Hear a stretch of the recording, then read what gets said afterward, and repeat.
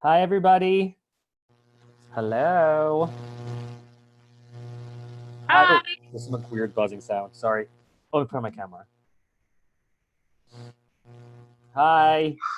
Where's all the other faces? Don't be shy. Come to me. Come to me. Are you all where do you all live? Is it mostly by but where do you all live? Toronto. Oh, okay. Elizabeth? LA. We're in LA. In Sherman Oaks. Oh, can I tell you right now? I'm not even lying. I live in Sherman Oaks. So back up. I live on Moore Park and Woodman. I know the streets and I don't, it like doesn't click where that is in my head, but I'm on Burbank and Sylmar. So Okay, you know yeah. where that like Baby Ralph's is? Maybe. I know where that area is, but I know, that's so yeah, very close. Yeah. I love that. And then Michelle, where do you live? I live in Hollywood, right by the bowl, which will not be having any conflict this season. So Won't be that much traffic for the foreseeable. yeah, less traffic is nice. And Ben, where do you live? Well, I'm over in Palms right now, but I also kind of live near downtown, near USC. Can I tell you, this is the most important thing I'm going to say. My dream is to have hair that I could just go like this. Like you, I'm very jealous. I would be doing this all day, just to the left. I gotta give a lot of credit to my girlfriend. She's the one that cut the hair, so I can't believe it. We're both It's shocked. perfect. Just go like this all day. And then Maha, where do you live? Saudi Arabia. That's not in Los Angeles. Oh, What time? 2 a.m. here. 2 a.m. Wow. How is everything over there? It's really hot. Really hot. How Yeah. are there a lot of cases there? Are you guys in lockdown? Yes, we are. And we had for a while, we had the 24-hour curfew as well. But things are okay right now. Yeah, I guess it's kind of boring. Wow, Saudi Arabia. Always wanted to go to Saudi Arabia. That's so cool. It's so awesome. And Adria, where do you live? I'm in LA. Okay, so I feel like it's all over literally all over the place. And Arthur? LA as too. well. Oh, cool. Yeah. You too with the hair that goes like this. That's great. I need a haircut, man. This has got to end soon. You know? No, keep it going. Keep it going. And for us, where do you live? I live in Beirut, Lebanon. Wow, that is so cool. I love it. How is it over there? It's 2 a.m. here as well, similar to Maha. Oh my God, that's insane. I mean, we're on lockdown. We started to open up gradually, but then the cases went up again, the number of cases. So we had to go back to like normal, full-on lockdown. Wow, that's gonna happen probably in LA too. That's probably happening all over the place. I think there's no point in getting ahead of ourselves and like opening up so quickly. Yeah. I mean, I think we should take this seriously, and take it slow. I agree, completely agree. Well, I'm glad that you're safe. And I'm sorry, I'm probably gonna butcher all your names. Lorena? Hey, yes. Hi. I'm from LA, West Hollywood. Oh, cool. Awesome. Well, everybody, that concludes this. No, I was kidding. How did you like the program so far? Who was in both of them, Janet and Audrey? Oh, yeah, they've been great. They're great, right? Yeah. AJ, what were you going to say? No, I was just like, I did them both and it was great. It was really helpful. They're both so smart and generous and nice. I love them. Adrian, we have to do today is you have to go to Facebook and look for Stephanie Wilcox. She's one of my best friends. Okay. She produced Whiplash. You look exactly like her. She must be cute. Supermodel of the world. It's insane. When I saw you come on, I was like, Stephanie? You have to look her up. It's pretty uncanny. Stephanie Wilcox. Yeah. Okay, I'm looking her up right now.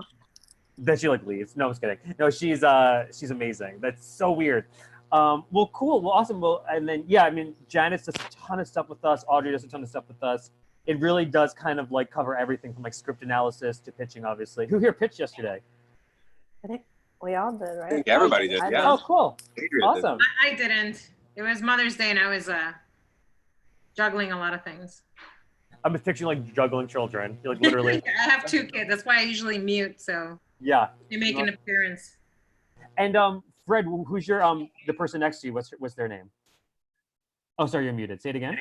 Hey, I'm Brad. Brad. Hi, Brad. We're like a duo. Oh, good. Awesome. Yeah. Cool. Awesome. I'm gonna get everybody's names. Awesome. Well, this is so great. So this is the last day and we're going to talk about branding, and we're going to talk about finding target homes, and it's going to be a little something extra too. Oh, I hear myself talk. I hate my voice so much. Ugh, I'm like hideous. Okay, so let me just mute everybody because there's no background noises and no echoing. Okay, good, it's gone. So one thing I'm going to do too for everybody is, who here? Does anybody here have a manager? Okay, a couple of you do. Oh, I love this. I love this. Well, actually, what do you say? Manager. What I have an acting manager. You're an acting manager. And they okay. sort of want to cover everything, but I don't have a literary person. And Ben, who are you? You're kind of like over your manager? Yeah, I've had her for a while since I was interning with her, and it is, one of those managers that will look at a script or something, but I've received emails from her, and she does this funny thing where every word is truncated and abbreviated, and I'm thinking to myself, man, if I can't understand what she's saying, how is she able to set up deals and all that? So, yeah. Yeah, that makes sense. But you're okay. So now you're kind of maybe looking. Is she helpful in getting you meetings? Not so far. So that's one of those things that I do think she's kind of on the way out of wanting to be in the business. So Oh wow. Okay. I am looking. Yeah. Okay. And Elizabeth, are you happy with yours? Yeah. So I guess I started this industry by being an actor primarily. So I have a manager who also has a literary department, and then I have an identical twin, and they have their acting agency also has a literary department. So I have a manager, whatever thingy, and a agent for those. Manager thingy and an agent for her notes. I always like forget the words of what they're called. Like I can recall like what actor agents and managers are called, but I'm like, is it called theatrical? No, I can never remember the word literary. Yeah, I know exactly what you're saying. I get it completely. So okay, but you're kind of already maybe set up literarily, and then Ben, maybe not. But one thing I'll do for everybody here is after this, what I'm going to do is this. I'm going to teach you all how to about branding, which is so important, which I can't stress enough. Has anybody been watching those master webinars we've been doing for free? No. Okay, first off, how rude. Second, I was kidding. Second, you guys should also participate. I know for some of you it's like middle of the night, but it's we had one today with Ryan Cunningham, who's a manager at Anonymous Content, and he represents the people behind Quiet Place, and it's amazing. And something. Say it again, Fred. What? How? Okay, so we knew about these sessions through New Filmmakers. Yeah. But I don't know what you're talking about now. So if you go to our site, there's a thing called webinars. And if you click on it, the first one is called Master Webinars, and it's completely free. So if you want to sign up for it there, we had the writer of Dark Waters, we had an exec from Netflix, and the producer of Still Alice. And then we had a manager from Anonymous Content. And then coming up, we have a manager of Brillstein, the writer of Curious Case of Benjamin Buttons, and the creator of Teen Wolf. Wow, okay. Yeah. So, say it again. Sorry, the website? Roadmapwriters.com, and you just go to webinars and you click on the first one and you just sign up for it. It's free, but then you'll get the Zoom link. But it's basically, the reason I bring it up is because any manager, well, Brian in particular, but a lot of managers I hear from are looking for writers with a brand. And that's something that I really try to hone in with our writers. And we've had 114 writers signed at this point. And each one has a very distinct brand.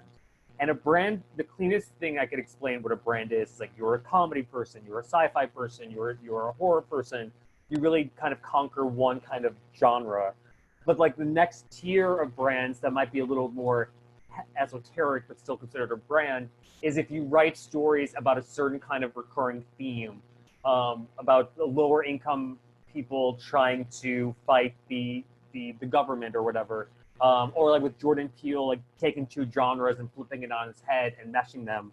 So whatever your brand is, it has to be very clear and something that could be described in a sentence.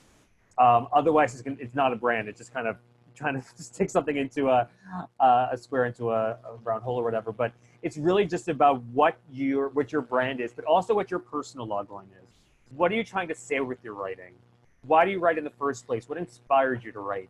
That is something that for any writer that goes into a meeting, it really does sophisticate the writer, because it shows that you're coming with a point of view and not just coming in like, I write this and I write this and I write this, whatever comes to me. It has to feel like a business. It has to feel like you're coming in and you are the master of this kind of genre.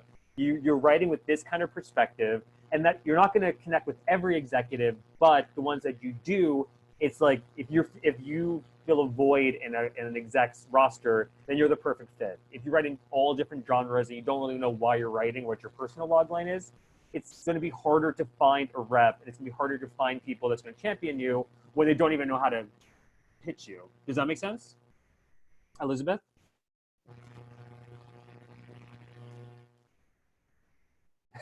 You have 5 seconds. 5, 4. Like, where's the unmute? Okay, I know we like just started talking and maybe you'll explain it later, but I personally have lots of different mission statements and my own personal like logline, I guess. But how general or specific do these need to be? Like saying, I know like the Duplass brothers, there's this kind of like understanding the intricacies of human relationships. Is that too general, too specific? You know what I mean? Yeah, no, that's a good question. I mean, I feel like the more specific you can make it, the better. Like, this is not a brand and this is not a personal logline. I write stories about characters facing obstacles. That is literally everything. But it has to more, like, for example, one of our writers, her name's Jackie Brown, who ended up getting signed to CAA and 3Rs. Her brand is as her being a woman in her 40s or 50s, that she writes stories about women in their 40s and 50s and how they deal with society now, and how they deal with the protagonist dealing with starting a new job and everybody's in their 20s, and how she tries to fit in and how she doesn't fit in. So that's something that's prevalent in all her stories. So that's something that is just, the more specific you can make it, the better. Because that's something that is really going to be appealing to, especially when you start going out to meet reps.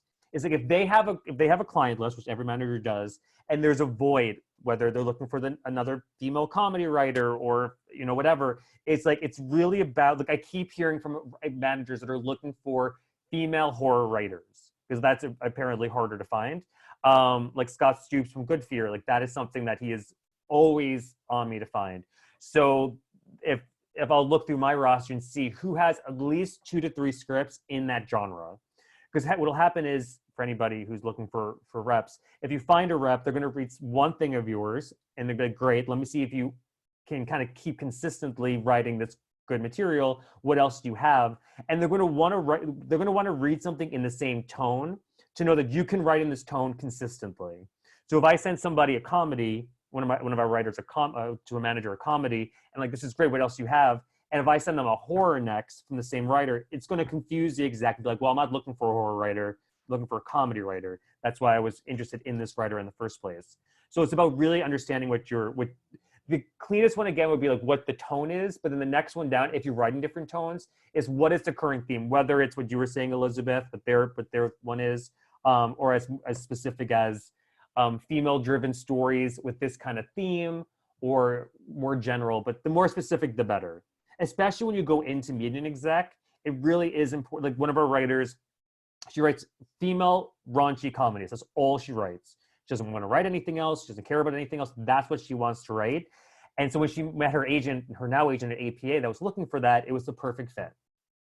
So it's just about knowing that. And there's also about, which we'll talk about later, finding which companies that you should be going out to anyway, because there's so many companies, and some of them you shouldn't even be going to, some of them you should be, especially now with everything going on. There's some that are more important. I honestly feel like every writer should start by having a manager, as like that is your North Star. That is somebody that's going to guide you along the way. And there's a lot of managers that you should be looking at, but I wouldn't try to like start off by going to the anonymous contents or the management 360s. What you all should be doing is go to the list, go to the blood list, the young and hungry list. And young doesn't mean age, it just means up and coming. The hit list, the black list, the bitch list, which is a real list. So just look at those, and then what you'll see is there's all the log lines that are featured, and underneath the log line, it'll say the managers that represent the client. And usually the ones, especially for the young and hungry list, the hit list, and the blood list, those are primarily up-and-coming writers. The blacklist, like the actual list, it's a little political, and I wouldn't worry about that one yet, because there's like all these inner workings that kind of dilutes it a little bit. But the young and hungry list and the hit list are really good for writers wanting to see, okay, this you'll see the anonymous contents, but then you also notice some management companies you might not be familiar with, like Bellevue Productions, House Fire Management, Lee Stobie Entertainment, First Story Entertainment, First Friday Entertainment. You'll see them popping up, and those are the ones that you should be focused on to start. Now, when you find a manager, it's obviously not going to be your manager for the rest of your life. Maybe it is, but most likely it wouldn't be. But those are the ones that are at least more open to new talent or up-and-coming talent, because the ones featured there are all up-and-coming talent. So that's a great way to start looking at trying to find which execs and which managers are really into that. And then what I could do for you as part of this is I could reach out to them that we have relationships with, which is mostly all of them. Not all of them, but mostly all of them, and see if they want to read your stuff just based on us sending our referral, essentially. And one thing that you all should have, first of all, before I move on, does that make sense, what I'm saying about the research? Could you, my internet cut out real quick. You said, I feel like you mentioned specifically some people to reach out to who go after first time. Yeah, well, I would say not reaching out to them, but these are some companies that you should have on your target list. And these are the companies you should be trying to get in front of. I mean, it's interesting, so obviously twisted. So it's like you write a script, then you can't reach out to anybody. It's like, doesn't make any sense. But I also understand like legally, like whatever, but that's where like I can help get your stuff in front of them. Like Bellevue Productions, they're fantastic. They're really up and coming. Well, up and coming, they've been around for a while, but they're really just expanding more and more. By the way, if there's a buzzing sound, I'm sorry, my headphones are janky. Lee Stobie Entertainment is fantastic. If you have a weird script, and if your script is off the wall, Lee Stobie's the one. Lee Stobie is the one to go to. Follow him on Twitter. He's one of my best friends. He loves crazy. He loves, whenever there's a script that I'm reading, I'm like, this doesn't make any sense, but I love the writing. He's the first person I think of. So he's really fantastic. Who else? First Friday Entertainment is another one you all should be looking into. They're great. It's Devin Byers and Krista Sipp. Krista used to be a manager of Circle of Confusion. Now they started their own company. First Story Entertainment. It was the manager is Jason Lubin. He used to be the CE of Lionsgate. Elizabeth, what do you think about him? Do you hate him? Oh, no, I was like, oh, I know that name. Yeah. Yeah, that's all. That's somebody they should look into. Ma, were you going to say something? Oh, yeah, I was just going to ask, how do you pronounce Lee Stobie? Yeah, Stobby, Stobie, yeah. Follow him on Twitter. Another one you should be following on Twitter is Dan, if you're on Twitter, which I'm not. So, because the internet terrifies me. But it's Dan Seco from Schemers Entertainment, SECO. Dan Seco, you know him, Ben? Oh, sorry. Unmute yourself, please. Sorry. Yeah, I saw him on Twitter, and I flagged him as somebody to submit things to. I'm not sure what it was, but I think he was looking for things. Yeah. He's fantastic. He's great. His management, or his business partner, Gavin Dorman, has been in the industry forever. He's so loved. He does more of the producing, Gavin, and Dan kind of vets the writers for management. So he's fantastic. House Fire Management is a manager named John Hirsch. He is one of my favorites. It's just him. He has helped our writers get projects set up at Atlas Entertainment, at Lionsgate. Like he's a hustler, and he used to work at CAA, he used to work at Broad Green. He's another one you all should be looking into, House Fire Management. John Hirsch. Another one, Empirical Evidence. Am I speaking? Is this helpful what I'm doing? Yeah. I just find that you're saying the names too fast, so I'm trying to quickly look them up. So. Oh yeah. Well, is this being recorded? Yeah. I wonder if they're going to send out the recording. But Derek. Fred, what? No, they said they would. Okay, good, awesome. Derek Epic is another one from Empirical Evidence. He's another good manager. He's been around for a little while. He's very bro-y. I don't connect with bros. So if you connect with bros, he's the one. Yeah, I don't do any of that stuff. But he's very bro-y. So I'm like, okay, well, I'm scared of you. But he's very nice. I mean, the list goes on and on. I'm trying to think of other ones that the Content House is another one that's great.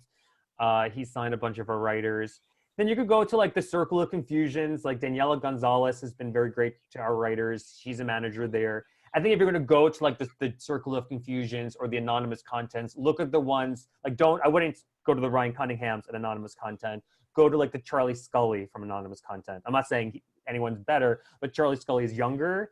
He's more receptive to up and coming writers. I would also look at like there's so many screenwriting competitions. I'm not saying sign up for them, but you'll see like a lot of judges for them. And then those are usually the ones that are open to up and coming talent as well. Aaron Lipsett. Aaron Lipsett, Lipsett, from Heroes and Villains. He is so fantastic as well. He really likes more of the dramas.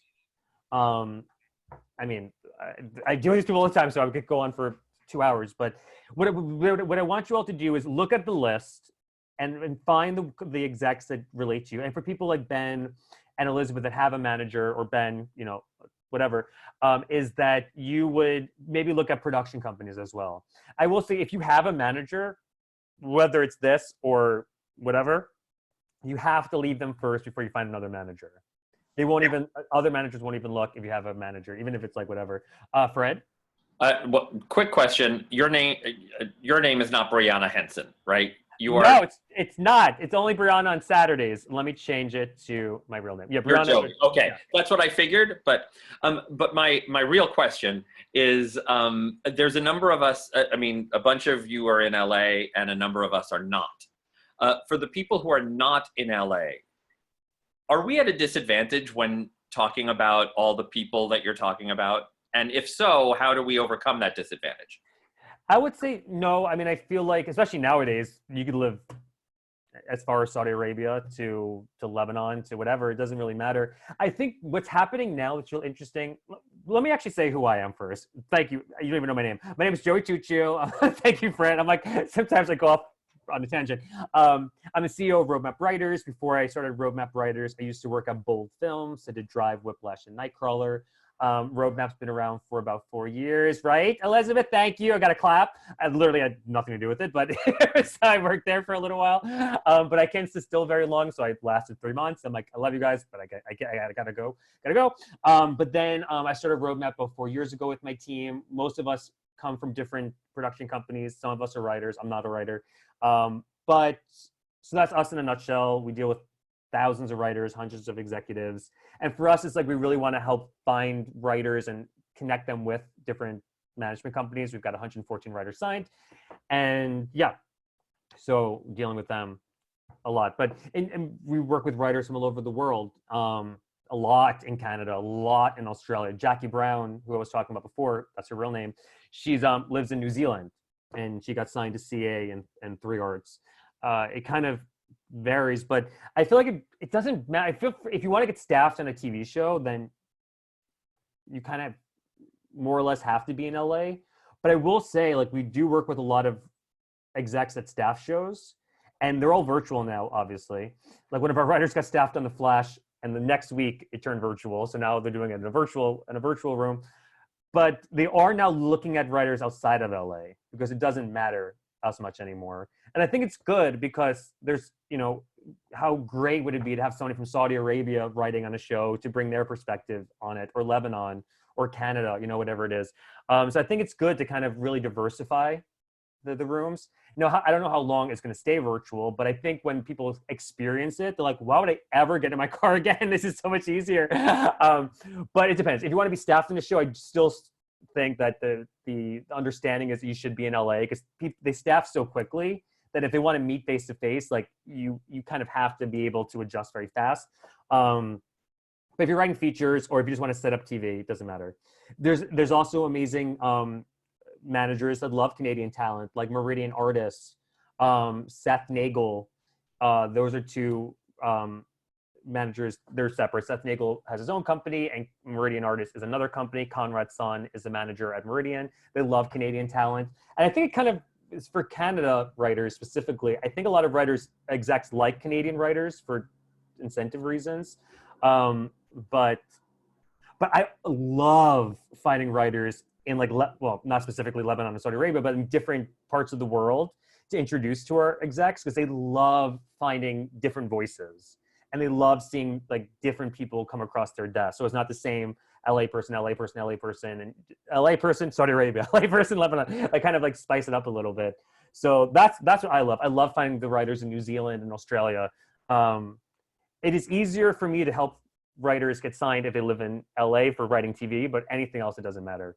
And I personally get more passionate about the writers who have maybe a harder time getting seen, because it's usually the ones that have a harder time getting seen that end up being more appealing to the execs, because it makes it seem a little more unique, a different kind of perspective, which I think is kind of cool.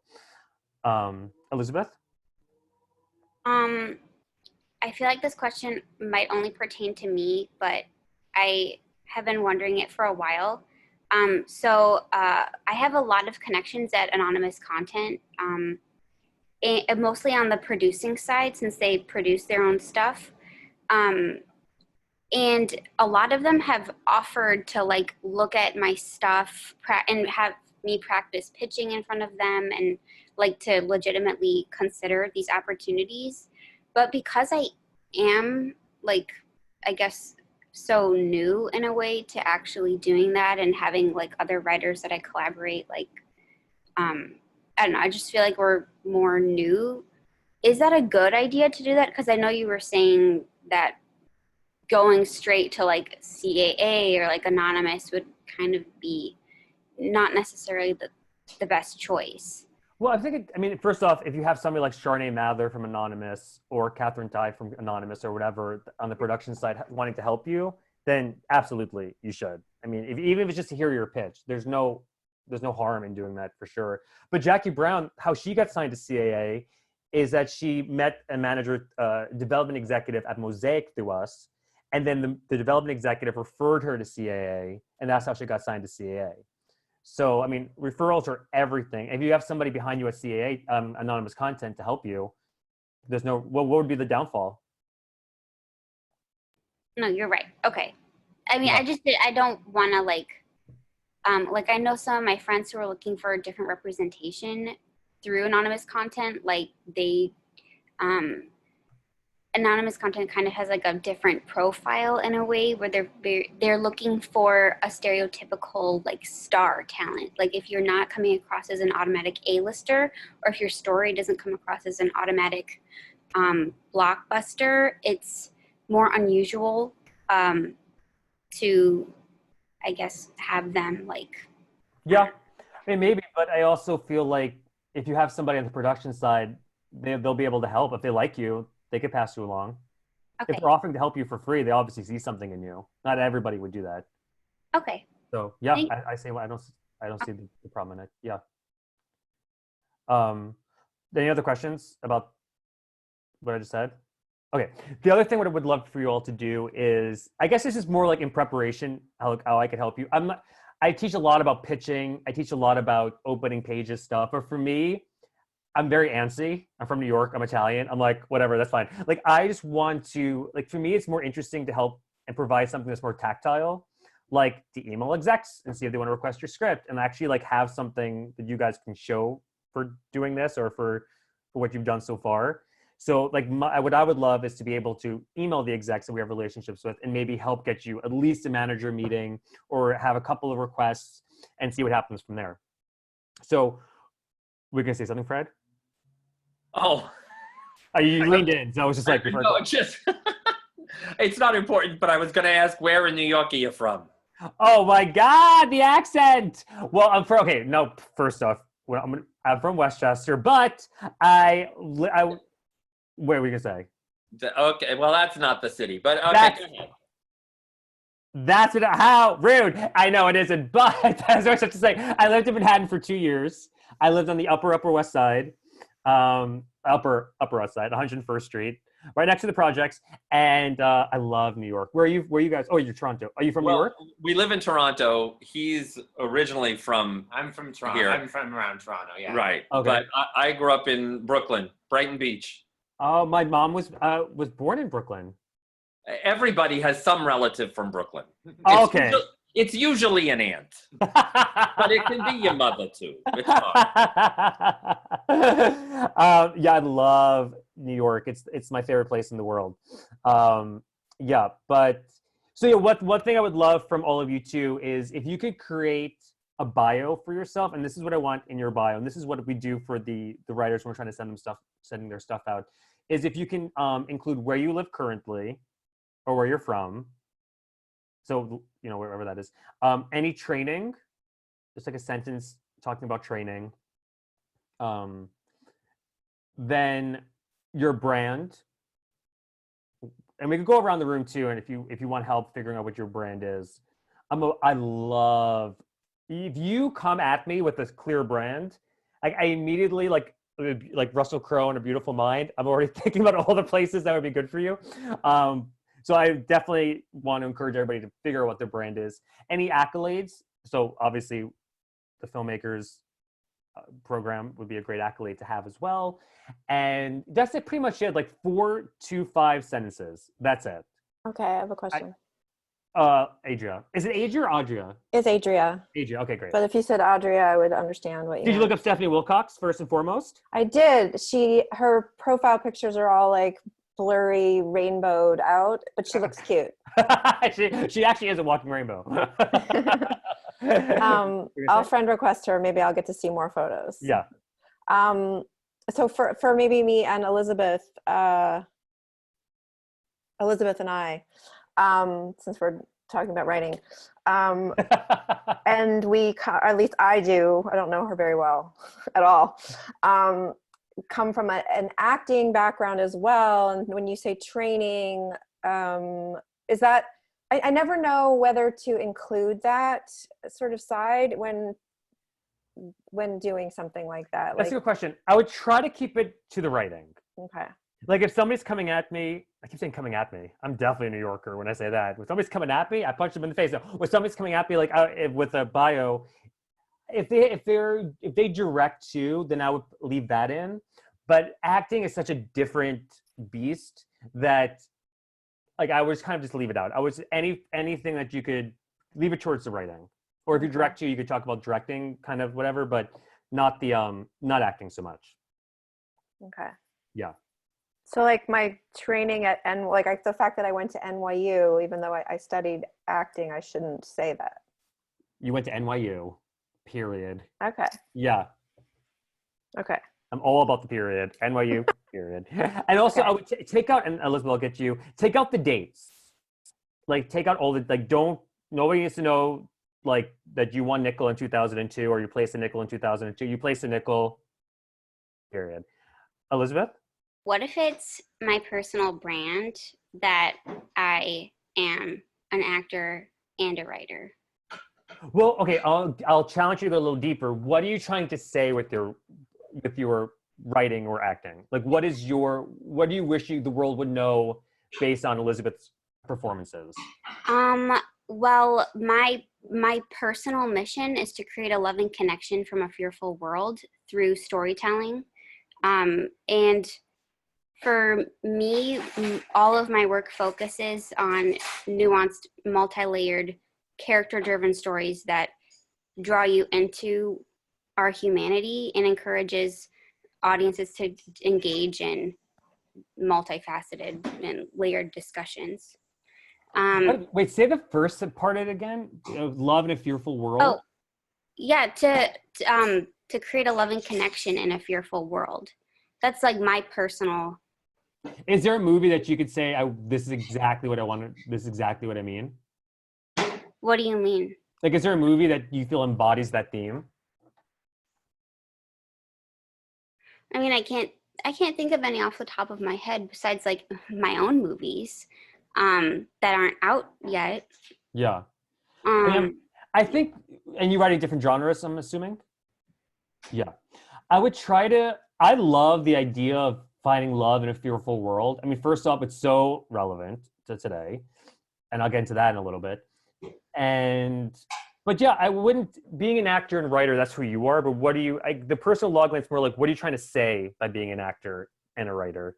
What are you trying to say with being a director? Like, those are all the things that a personal log line should really showcase. So what you said was really, yeah. I guess that's why I like brand myself as a storyteller, because to me, acting is telling the story, and as a writer, you're the storyteller. So I guess that's why I call myself more of a storyteller. But that's fine. Yeah. But I will say yes, that you are a story. I mean, everybody here is a storyteller in their own way, but like specifically, what are you trying to tell with your stories? And I feel like what you said just a little while ago was good. I feel like I got more of a sense of what your writing is based on that than I'm an actor, I'm a writer, and I storytell. But you saying those other, like, what your personal log line is, I understood more about your writing at that moment than any of the other times we talked today. So I think that is something that needs to be, that's why in the bio specifically, having that brand in it is so important, so they could see you're not just the one script, like you are, like you write in this theme or in this brand, which is not, or this genre, which isn't you, but this theme, like this is why you storytell. Does that make sense? Yeah. And then and if you send me something, I feel like it needs work, I'll edit it or whatever, and I'll let you know obviously first. But does anybody else have any question about branding? Yeah, Adria? I mean, I don't even know what to ask you, but did you tell us like how to brand already? Well, what is your brand? What would you say your brand is? Let's go around the room. What do you think your brand is? Are we starting with me?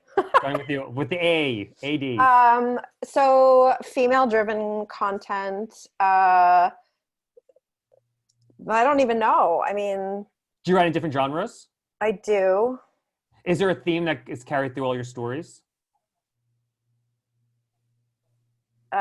Female-driven. That's all I can think of at the moment. Does your protagonist, and this, by the way, I feel like Elizabeth like thought about this, and I just haven't. Also, I write sometimes and lately a lot with a partner, so that's another thing that's confusing. Well, do you and your partner want to get signed as a duo? Who does Fred and Brad. Don't tell me his name. Oh, I wanted to guess. Craig. So you guys are writing partner, right? Fred and Brad. Fred and Brad. Yes. Do you guys write? You guys are writing duo. Yes. Okay. So you two. We're an everything duo. An everything duo. Okay, great. We're a couple as well. That's why. I want to be in a couple. It's so sad. Oh no, I was crying for the rest. That's why we're here together. Right? Oh, that's true. Okay, that's fine. That is very true. But so you guys are writing duo. Yeah, that's great. But so one thing I'll say about writing duos, and by the way, I've seen this happen a lot. So just be aware of this. If you get signed, if you approach Adria, I feel like I said your name like 5 different ways right now, but Adria, to a manager, and oh my God, I literally thought Arthur was asleep. He was like this, and I looked at him. I'm cracking my neck. Sorry, just cracking my neck. Okay. If you approach a manager with your writing partner, and that manager signs you as a duo, that manager will only send out the stuff that you wrote as a duo. If you say, hey, Ryan, by the way, I wrote the script independently of this person, they won't even look at it. So I think unless you are in a relationship like Fred and Brad, or if it's like you've been writing forever, I would kind of suggest you don't do that. It's more realistic that if you got signed yourself, and then you say, by the way, here's a couple of things I wrote myself, and they're sending it out. By the way, here's something I wrote with somebody else. They're more inclined to help, but it's not, they wouldn't be as inclined to help if they wrote it as a duo. If you came in as a duo and then you started sending your stuff out. Because if you start sending your stuff out, it could kind of show favoritism a little bit, and then they have to send out the other person's stuff, and it could kind of be more messy. So if you're approaching managers, I would highly, highly suggest you only approach them with the stuff you wrote independently, unless you genuinely want to be signed with this person. Yeah. But I've seen it work against them. It just sort of sucks at the moment because I don't think I mean, she is so busy. She's also like a like a very accomplished, very busy young adult novelist, and so I want to be a solo writer, but everything I've written lately has been with her, so that sort of sucks. That means I need to write some more stuff that's I mean, unless you just want to focus on getting to production companies, but we could do that too if you want to. When I email for you. Well, I was talking yesterday about one thing we wrote a show and we made it. It's a short format series. So we have 6 episodes that are finished. Oh, cool. So trying to figure out how to launch that. If, should we take it to a company? Should I take it to a manager? Should we take it to, like, how do we launch this in the very best way? Yeah. I mean, I feel like at that point, I don't think going to a manager would be the best bet. I would say, because then that, for other reasons, but I feel like going to a production company that could help maybe finance the rest of the series or something like that would be good, depending on what it is. If I don't know if it's for Comedy Central or for Quibi, Netflix, it kind of depends. With me not knowing anything about it. Right. But going back to your brand, I feel like yeah. if it's I don't want to say just female driven, but if it's like female driven, it's just the common thread throughout all your scripts, then I would say start with female driven and then maybe just take a look at your other stuff and be like, okay, what is because if you're writing it, it's going to come from there is going to be similarities with the protagonist. So what is the similarities between the protagonists or the scope of it? Is it low budget? Is it, whatever? You want me to answer you or? If you have the answer, yeah. I mean, I also feel like a female driven, over the age of 35, 40, like I'm not. Yeah. I love that. See, now when you say that, I'm thinking of like the Jackie Brown who writes exactly in that world. And a plus 35. Yeah. I love that. I think that automatically will show an exec that there is a brand and you write for this maybe audience or for these kind of characters, which is just sophisticates it. It really does. And it's not just pulling this out of my butt. Like I've seen this so many times. So I think it's great. But I do think that for you personally, like if you want to find representation, I do think you should write a little bit more, maybe pilots or whatever, since you live in LA. And do you primarily want to act in the shows too? Not necessarily. In fact, I have the piece that I did for New Filmmakers is the one thing that I did act in, and then this show also I acted in. I don't love doing that though. I don't mind actually. I don't mind writing for myself. I don't love directing myself. So, I'm open. Okay. That's not a deal thing for me. Like I'm cool with writing and then getting to act in something else. So it doesn't have to be. Okay, cool. Me. Yeah, I mean, for comedy, there's Good Fear is great. Artwork Entertainment is great. Who else? I feel like I always sing comedies too. Kaplan Staller is also really good. Catherine Staller. Kaplan, Kaplan. Oh, Kaplan Staller, yeah. Yeah. Kaplan Perone, no relation. Okay. Okay. So well then let's keep going with the Arthur. Since you're not muted, what would you say your brand is? Can I not try to pitch it and just say a bunch of shit that's honest so that you can help me out? I Because love honestly, that. man, I've been thinking about this since you started, and I'm just like, my last three scripts are female driven, but at the same time, really the only connective tissue is that there's a lot of massive tonal shifts in my work. There's a lot of brutality in my work. It's very disenchanted, but within that that's kind of the thing that I'm really concerned with, is that as my generation was growing up, we were told all these amazing flowery things about all the amazing things that would happen. And then as we hit 2008 and onwards, maybe even 2001, it just seems like life is constantly soured. And I feel like a lot of movies and art don't give me an outlet for that. For anybody who, started with the Gen Xers, but past the Gen Xers, it's just been like, we were promised that we could be a president, and all we got was a kick in the fucking teeth for the last, since I probably could form a sentence properly, So that's kind of the thing. So I have a lot of tonal shift and brutality, but I there's always comedy as well. But it's hard to place it necessarily. The one thing I do get is that's funny, but why did that part need to be in there? It's so mean, you know, or it's so It's so what? It's so mean, Oh, or it's so mean. sad, or it's so, you know. So there's this.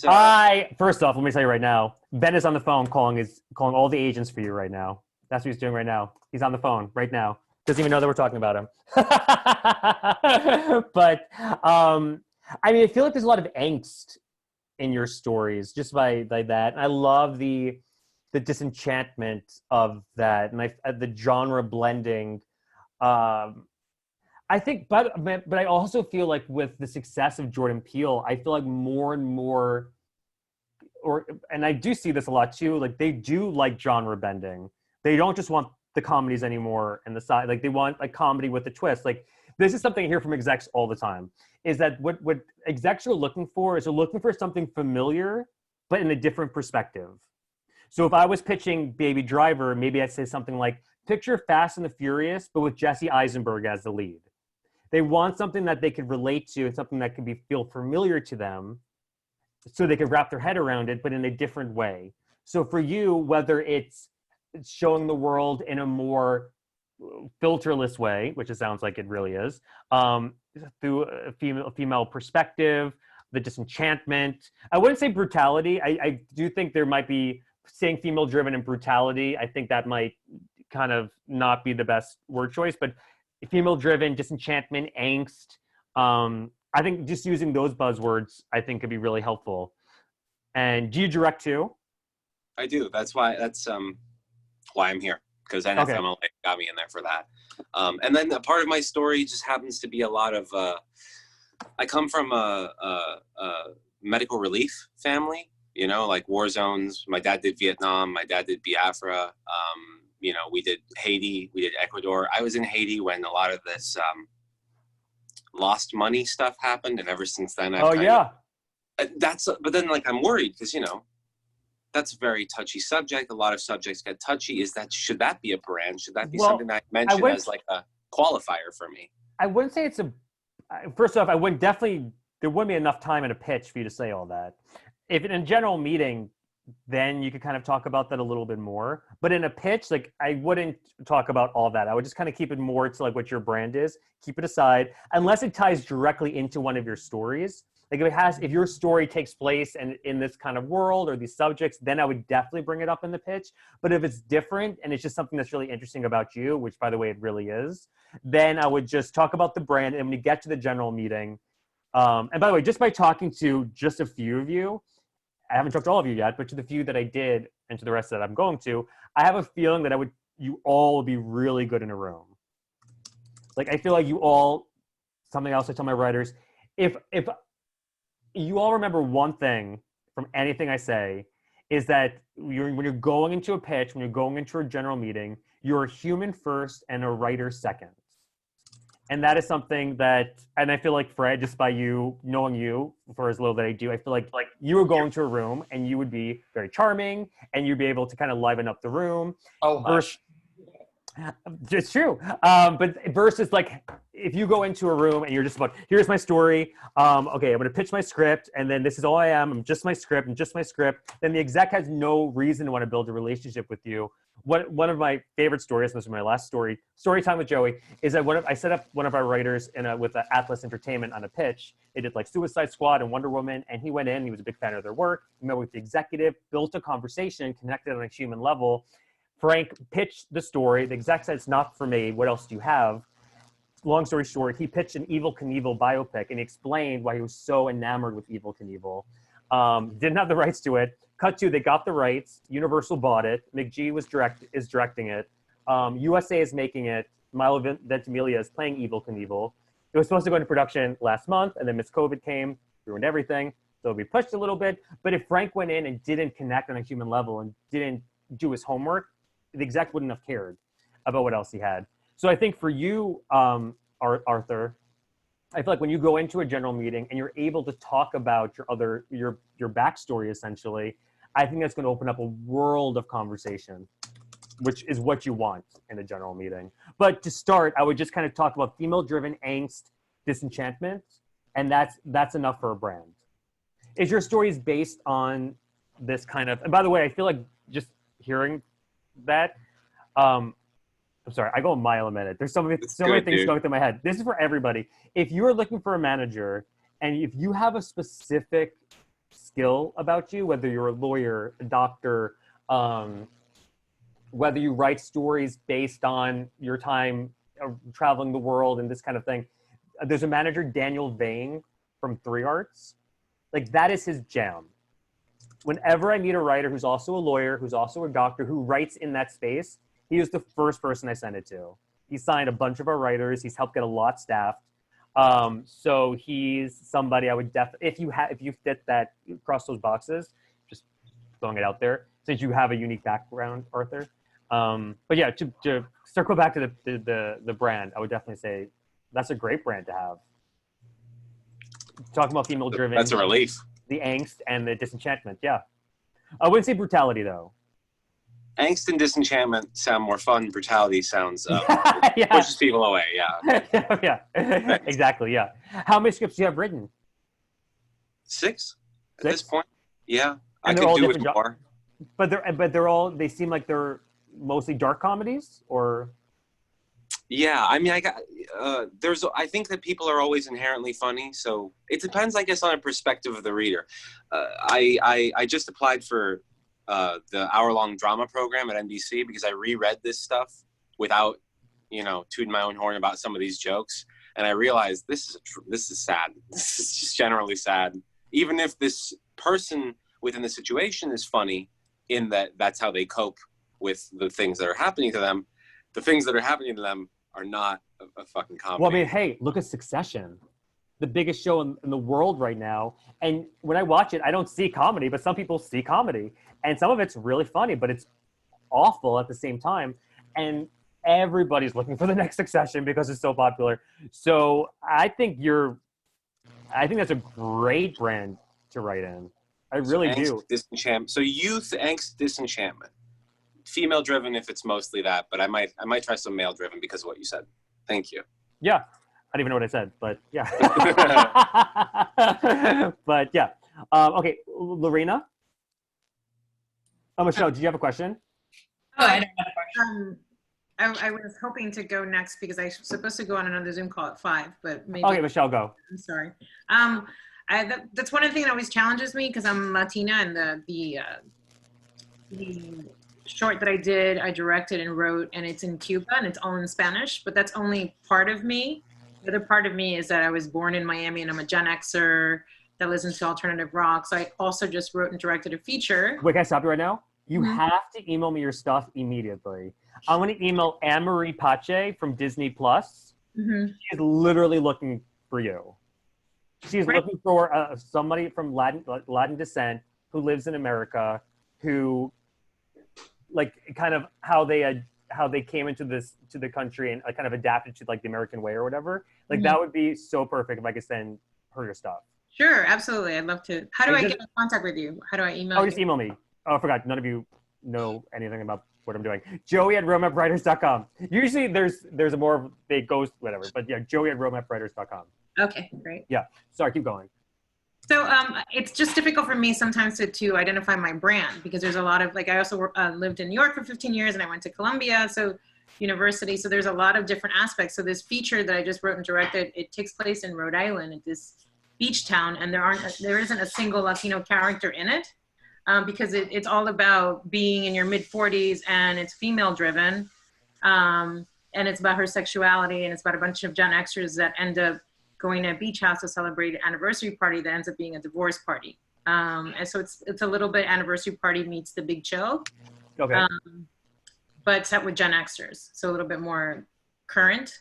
Yet my movie that I that I shot in Cuba takes place in 1958 Cuba, and it's all in Spanish. So, I mean, those two are such polar opposites. I see the similarities because they're both done by me, but I have a hard time sort of branding myself. What are the similarities? They're both female driven. Okay. The one that that takes place in Cuba is about a woman who goes back to Cuba after 20 years to reconnect with a daughter she's left behind.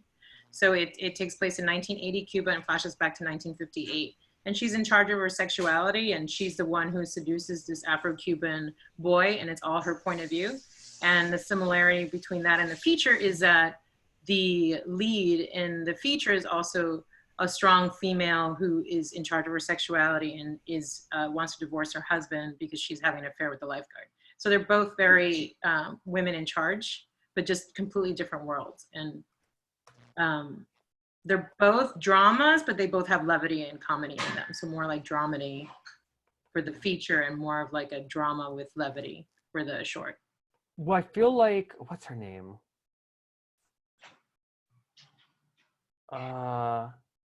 Okay, I feel like there's somebody else that I think would be literally so perfect for you. Here, I'm gonna take a note to it because just like you're like literally saying it and like kind of matches her bio. Well, I feel like, I mean, female driven is kind of a big brand, but I feel like it kind of does.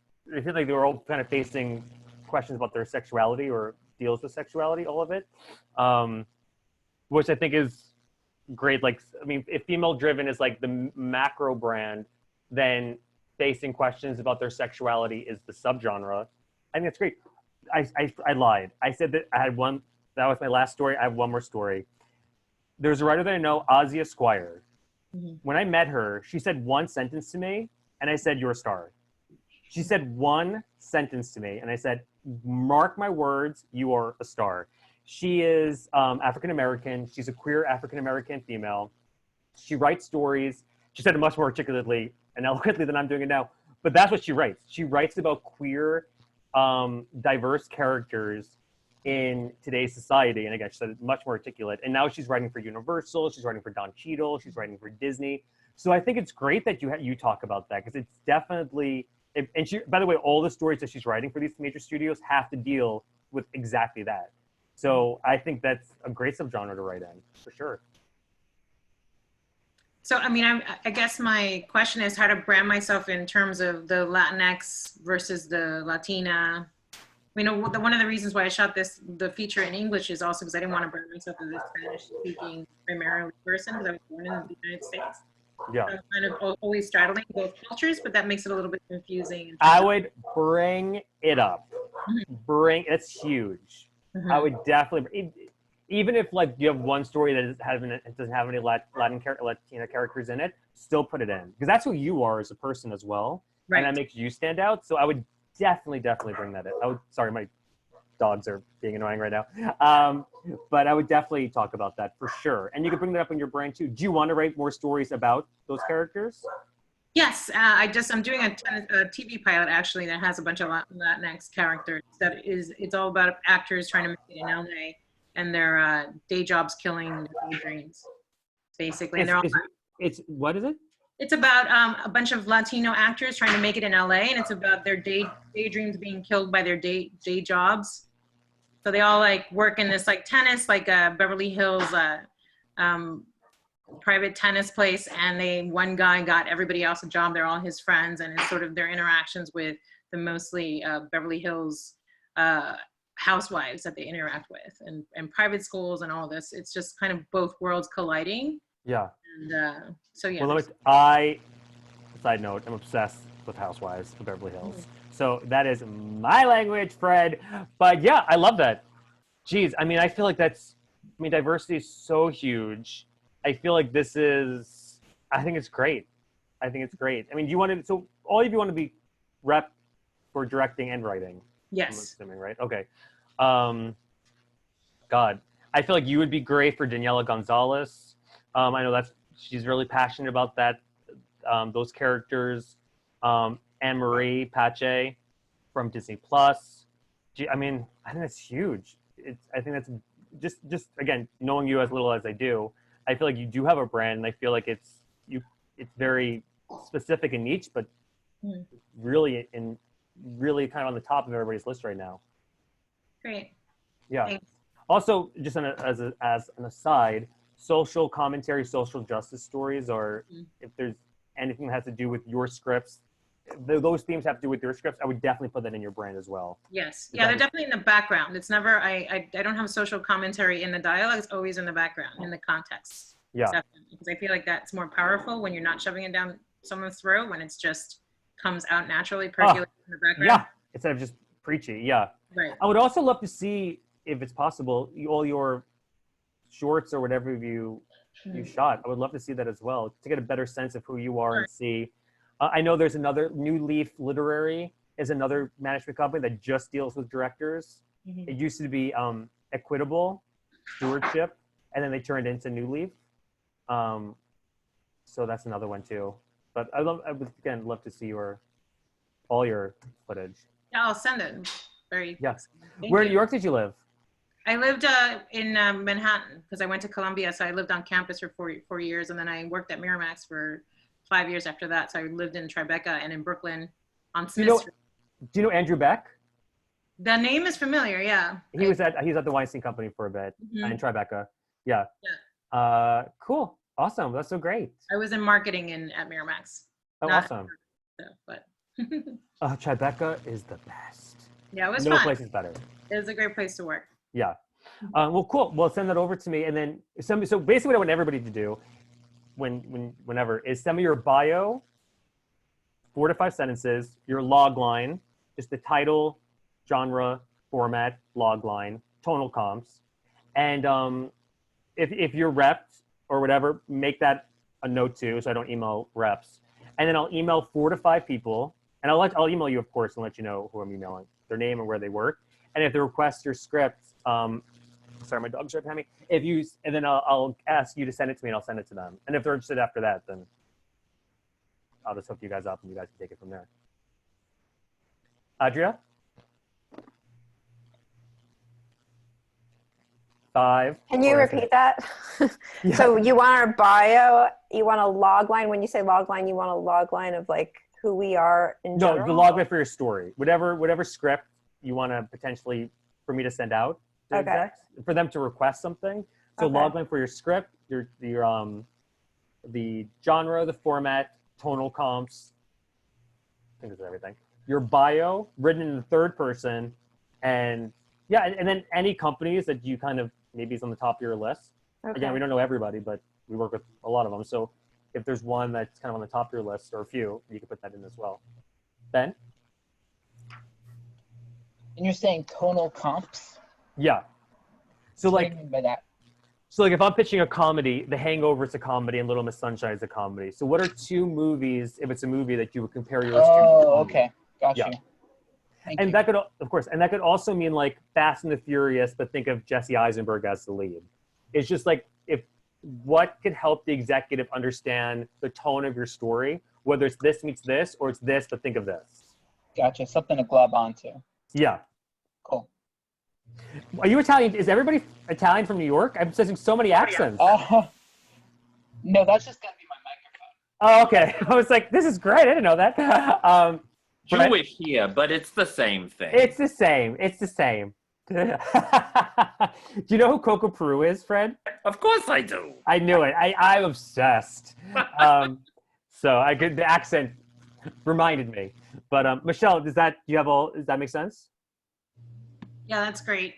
Okay, cool. That's fantastic. I'm going to go set up my other Zoom and record that one, and I'm going to come back. Okay, cool. There's like 5 computers all over Michelle's house. Just you. This is the first time I do this, but right I love it. Thank you. Lorena? Yeah. So my brand, I guess, I mean, I don't have like a specific log line for myself, but I write mostly with a partner.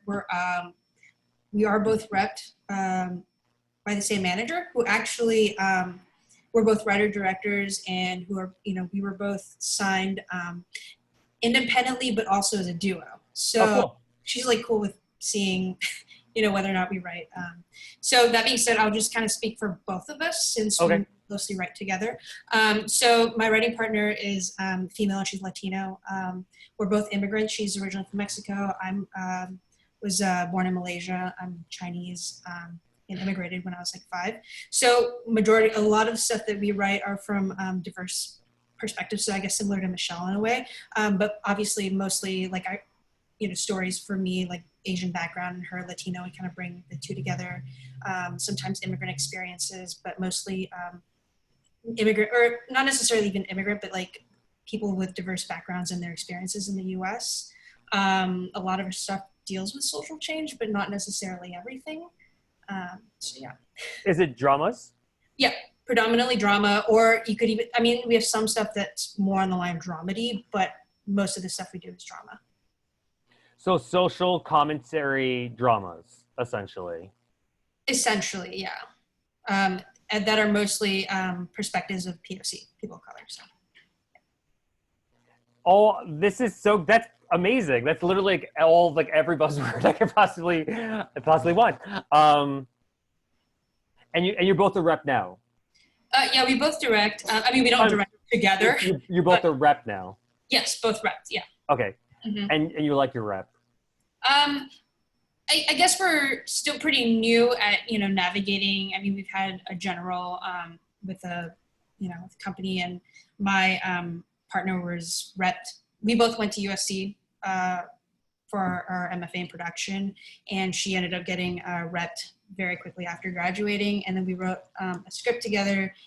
Manager loved it and decided to sign me as well. So, I mean, I think like we're very new and, recently last couple of years graduated from school. So we're kind of just navigating the waters. But I mean, whether or not, like you said, more than likely we won't be staying with our manager in our life. So, yeah. Well, I would say for you then, I mean, do you want to be staffed? Did you and your writing partner want to be staffed? I think the dream is features, but we've been diversifying and we also we just wrote our first pilot. And so I think we're okay either way. I think we're more trained in the feature realm, of course, also being kind of like, trained from the film school background. But I think for us, it's like, it depends on what the story format really takes. Yeah. That makes sense. Mm-hmm. I mean, I feel like your brand is great. I feel like that's all the buzzwords. For some reason, I thought you wrote TV mostly, but it's features. Yeah. I mean, I feel like your brand is very clear. Do you have any questions about your brand? I mean, I don't think so, because it's kind of like just our managers just doesn't really necessarily pigeonhole us in one specific genre. I mean, we've mostly written dramas, and then more recently we've kind of also been doing comedy. And I know, like, and also what you're saying, like thinking that we want to be TV writers. I mean, is it something that we should focus more on, like, versus, because they're two completely different arts. Writing and features, so. I mean, you're both diverse. You both live in LA. I mean, I feel like you really, if I was your manager, I'd be like, if you want to get into TV, if that's even like something, if you don't, then obviously don't. But I feel like as you all know, everything's going to the way of television. So I say, why not? I mean, if you want to, then yes. And I feel like it wouldn't be easy to get anybody's staff. I feel like it would be easier to get you and your writing partner staff than a lot of other people. So I would suggest it for sure. Okay. Yeah, I would definitely suggest that. But yeah, I think it's such a great brand to have. I feel like Monkey Paw would be great for this, for you, just in general, Jordan Peele's company. Lawrence Bender Productions, I know this is something that's also really important for them as well. Maybe even Jennifer Lopez's company could possibly. Yeah, I think that's great. I mean, there's so many other, but you already have a manager, so not management companies, but yeah, I think that's really cool. How many scripts do you have done? Well, we have a pilot, and then we have a feature, and we're currently working on a bunch of other stuff at the moment. Okay. But I think confidently what we're like willing to send out is just one feature at the moment. One feature. Okay, cool. Yeah. Well, send me that feature for the for sure. Send out. Well, first, maybe what I'll do for you a little different is I'll email you the companies and then get the okay from your manager. Okay. Same thing for you, Ben, and I guess same thing for Elizabeth as well. Should I email you to just connect with you? That way you could send those to me, or do you have my email? I don't have anybody's email, so just email me. Yeah, perfect. Okay, cool. Any other questions? I don't think so. Yeah. Okay. And also, as you send me the people that you want to get in front of, there's think of other, would kind of challenge you all to really start looking at companies you want to get in front of and researching go to the list or go to roadmapwriters.com. There's tons of execs listed there or whatever, but at least go to the list because it's free to find. And you'll see, especially like the 2020 ones, 2019 ones, you'll see a lot of new management company names, production company names that you might not even know of. So I would definitely look those up first. You go to the tracking board. I think they're all listed there, or just Google it. It's not too hard to find. I do have a question though. I mean, because you're saying like, make a list of production companies. And generally a lot of these companies don't take solicitation. So obviously you have to have a manager meeting that sends it out. One thing that's interesting is like our manager is always asking us like, who do you know people that would potentially be interested in, material like this? And my writing partner and I sometimes we're like, well, isn't that your job?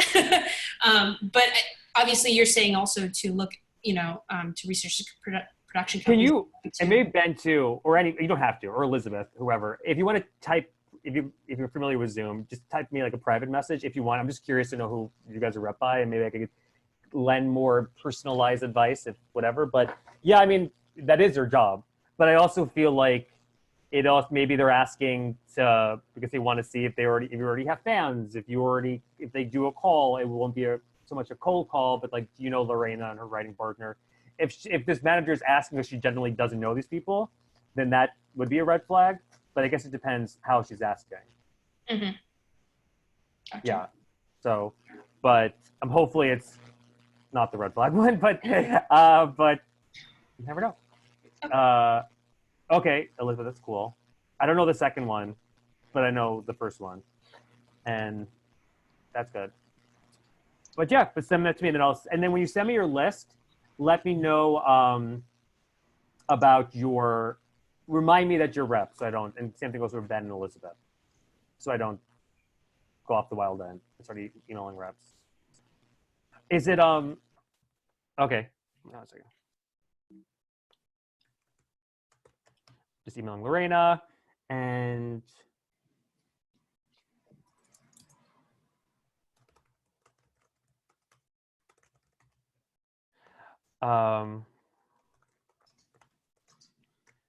I think I already asked you that, Ben. But Lorena, no shade to her, but I'm thinking maybe it's the other one. What do you mean? When I said there's two ways, it's either they want to know about cold calling, if you already have a fan there, or they don't know the person. Mm-hmm. I think it might be this one. Okay, they don't. They don't know the person. Yeah. Gotcha. Yeah, just knowing her. Okay. No shade to her. Yeah. But yeah. But would you have I feel like you could be going to someplace. Now listen, everybody. There's like boutique companies like Housefire, Lee Stobie, I guess, whatever. But they know a lot of people. So, but then there's others that are maybe a boutique who don't know that many people, or maybe have different divisions that could help kind of like keep the lights on. So I would just go to the list. And if you're looking for a company, you don't see them on any of the lists, then that's a red flag. More than anything. So if you don't see them on the list once in any of those lists, it's a red flag. Period. Arthur, you're sideways, by the way. Oh my God. How did I make this happen? One question. You mentioned this list thing. I will write myself in a second, but you mentioned the list. My phone died, I think, when you said the list thing. So you mentioned the young and the hungry tracking list. board. Well, tracking board isn't the list, but that's what they house the list. What did I say? Hit list, young and hungry list, the bitch list. That's only for women. The blood list. By the way, they need to. I don't. That's a weird name, but whatever. The blood list. That's only for horrors and sci-fi and thrillers features. That is, everybody really should read. If you write in that genre, I think they have a website. It's free, run by Kaylee Marsh, who is one of my favorite people ever. And you should definitely know about that organization, that whatever. because they have like the blood list that you have to be like rep to get on it, but then they also have like fresh blood that like people who aren't rep can submit for free, and then they can kind of pluck a few and be put on the list as well. But that's a good one. The blacklist is fine, but real up-and-coming writers don't really get on it. I like the blacklist, but there's more to it than maybe people think. But the Young and Hungry list, the hit list, the blood list, you'll find plenty there for sure. All right, thank you. Yeah.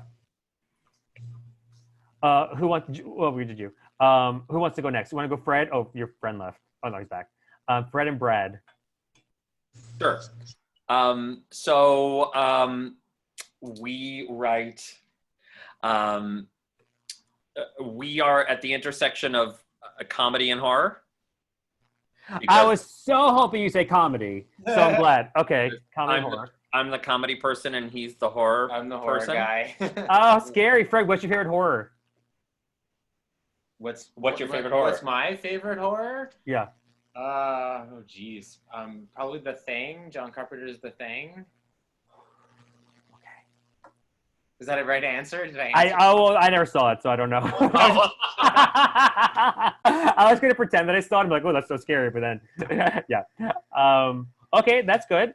So I'm just curious, because I don't watch too much horror because I get scared easily. So I was just curious. Okay, so comedy and horror. Okay. Comedy horror. Our protagonists are either female or LGBT, and there's always an element of, you were talking about social commentary. There's always an element of social commentary that comes in through the horror. Yeah. I love that. Female driven or LGBT comedy horror. And is it all features? No. We've written, produced, and directed together 7 shorts so far, and now we finally have a feature script done. Oh, cool. Well done. I mean, second draft. Yeah. I wonder if Crypt TV is still around. Do you know? I had 2 people get fired there recently, but you should look up Crypt TV. It's Eli Roth's company. Okay. It's all short form content for horror. That could be a good one. Ghost House. They do what's it called? Axe and Tuck and Axe. Evil. Oh, Ash and Evil. Something about Ash and Evil Dead or versus Evil Dead or whatever. Ghost House, and there's somebody there that I could email. But Crypt TV, I don't know if it's still around, but that's another one that you should definitely look into. But that's so great. So how many? So do you want to? I guess I should ask this to everybody. Do you want to write? Do you want to direct everything that you write? Well, I mean, that's an interesting question. I mean, ideally, sure, but if we want to write a script to like help us get our name out there, foot in the door, and if somebody else wants to direct it, that works. Yeah, I mean, if somebody wants to give us a bunch of money to buy the script, of course, we're not going to say no. Yeah. But in the long term, yes, of course. Yeah, we'd like to. Okay, I'm glad. I mean, this goes for everybody here. Like, I think it's important to be open to possibly not acting in it or not directing it, but I also feel like the restrictions are a lot less nowadays than it was maybe 5 years ago. Where 5 years ago it was like unheard of, even like. I would say 5, 6, 7 years ago, unheard of. But lately, I feel like it's kind of more open. So, but you should be open regardless. But I mean, I think that's great. And I feel like I feel like for you, like maybe getting to like different production companies run by like the Jim Parsons of the world. He has a production company, or I'm trying to think of other ones. But yeah, I think that's really interesting. And you wrote mostly short horror, comedy horror? Yeah, everything that we've made so far has been a short. Yeah. Wait, what's happening to my hand? Why are you doing that? Oh, no, because I was like, pick me. You guys should look into Blumhouse, because they're now looking into doing more short form content and short stories. Yeah, that's a good one too. Oh, cool. Thank you. Yeah. Yeah, that's like the horror epicenter for sure. But the goal now is to, you know, to make a feature. And so, you know, a number of the sort of professional guidance we've been given so far is you've made enough shorts, enough with the shorts. It's time to make a feature. So we have been playing around with different ideas and different, anyway, this is the one script that's done. It's the one that we pitched for those who are on the call the last couple of days. It's the same script that we've been talking about. So I feel like Seth Nagel or Lee Stobie would be really good managers for you two. Oh. You're not rep, right? No. Okay. No. They're like separate companies, but Seth Nagel or Lee Stobie, I feel like. No. The reason why actually I asked the question earlier about if you're not in LA, are you at a disadvantage, is because we've gotten differing advice about a manager versus an agent. It's the system is somewhat different, we're told, in Canada than it is in LA. And so we've been sort of at a loss in terms of what that next step is. I honestly don't know the Canadian market that well. I don't know how they really do business there, but we've gotten Canadian writers signed to managers in LA.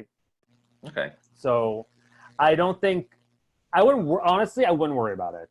Honestly, I wouldn't, it's not a red flag. It's not a problem. If you want to be staffed on TV and you lived in Canada, I'd be like, that is possibly a problem, but it doesn't sound like you want to do that. So there's also a company called Boulder Light Pictures. Boulder Light Pictures. I think they're in Canada too. Now that I think about it, which is why I thought about it actually in the first place. Maybe Cave Paintings too might be one. They're definitely in Canada. So, but also I'm just thinking of Canadian companies. It could also be LA companies too. But yeah, but definitely Seth Nagel and Lee Stobie I think would be really good managers. And if you want to email me, when you email me, if you could put those on. Yes, we're definitely going to email you. Yeah. And work on the stuff that you said you wanted. We're going to get that to you. Yeah. Okay, cool. I think what else? Oh my God. By the way, I was looking out the window and the smallest dog walked down my street, like by itself. I'm like, what the fuck? And then the owner was like 30,000 feet behind them. Okay, cool. It's, yeah. Okay, cool. Well, you guys this is so great. Sometimes when I do this, I'm kind of scared with the people I meet with, but you guys are like all like doing great stuff. You're all doing it. You're all making things happen. That's fantastic. Thank you. This is so exciting. We're just not making money doing it. Money in the entertainment industry? No, but this is really good. I feel like for the people that aren't signed, the people I talked to so far, I feel like there's probably I don't know. I don't want to raise hopes or anything, but I think there's a lot of, I don't know. I have high hopes. Let's put it that way. So yeah. Do you have any questions? Adria? I don't want to, I didn't want to step on you guys, Fred and, okay. So what about the like we're all here because we made award-winning or award-nominated shorts. Do those, like, is that just like, doesn't That's count? great. No, of course that counts. Yeah, because you wrote it, you directed it. Plus, I don't know the specifics, but yeah, that should definitely be in your bio. One thing that I might do, I maybe, no. Oh yeah, no. But yes, I was going to think about maybe doing something different, but I want to do it this way. This will get better results. So, but you definitely put that in your bio for sure. Okay. This is so exciting. This is really exciting. What's so exciting? This is exciting getting your stuff out there. And I will say this. Okay. Other thing too. But don't act on this. Just digest what I'm saying. If you are repped and you're not happy with your person, I can't guarantee anything. I can't guarantee you'll get even a request. But if you are looking for management, I think now, if you're not happy with your manager, is a good time to leave. Here's why. With everything going on now, reps have so much more time to read than ever before. Like literally, I'm getting but Fred and Brad, Zero Gravity is another great one. Jeff Belkin. But I love that Fred turns to Brad and says, "Okay, write that down. Okay, write that down." I kind of see how this relationship might work. What's going on here? If you haven't noticed, I'm the talker. I love that. You're like, write it down. But now is really a good time because here's what's going to happen. When things go back to normal and people start going back to work and their production starting up again, it's going to be so much harder to get their attention because they're like, okay, we're back. Now we have this one that was pushed to the end of the year. This one they're going to be a ton busier. So now is really a good time to capitalize on the fact that these execs are not sitting around twiddling their thumbs, but then they're like, okay, they have more time to read. Not all of them, but I would say like 90% of them. So I think now is a really good time. Elizabeth? If I am not looking to direct and ultimately am not looking to write, it's just a vehicle to get myself into things and stories that I care about. Do I honestly, I mean, I have them, but do I honestly need representation? Yes, I think everybody should have representation. I would definitely never say that to any exec, but I definitely, I think every writer should have a manager. Every person, any artist should have a manager. I genuinely think that. I really do think they should have a good manager. I definitely think that. I'm a big advocate for it. So yes, because they could help. They're your sounding board. They could help. They know the execs better than anybody else, hopefully. So they can tell you which one you should be focusing on. So yes, I definitely think you should. Yeah. I'm just literally picturing Maha and Faraz like this right now, because it's like 2:30 in the morning. They're like, stay awake, stay awake. And I appreciate that you both are staying awake. Well, actually, both their cameras are off, so for all I know, they're asleep. Ben?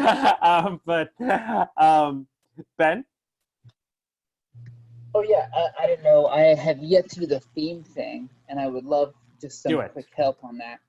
I'm also a little like Arthur, I think, where I have like kind of disparate genres, but the themes I can kind of make out are, I think I tend to write a lot of protagonists who are underdogs, either because they're kind of like oppressed by systemic injustice, or it's an interpersonal thing where they're in an abusive relationship, or it's a kind It's really hard to hear you, by the way. Oh man, yeah, I'm on microphone. Yeah, I need to work on that. Yeah. Can you hear me at all? It sounds like you're 5,000 years. It sounds like you're screaming from Saudi Arabia, but I could hear you. Yeah. By the way, I love that you and Arthur are so young, and you're like the protagonists who are underdogs and beaten by life. I'm like, yes, it's like you guys are old souls. That's funny. But say it again. I was just saying that, yeah, it's either like maybe an underdog that's in a systemically oppressed society, or maybe it's a coming of age story, kind of a classic one with a twist about different characters you're going to expect. I don't know if that's enough for a theme, because that's kind of a classic thing that's in a lot of stories. I mean, yeah. I mean, by the way, you cut out just for like a split second, so I think I got everything. But I mean, I think underdog protagonist, yes, definitely. I feel familiar, and I don't think that's a brand. But I do think coming of age, coming against like this is systematic, or whatever you said, society trying to take down or in their own way revolt against what the hierarchy.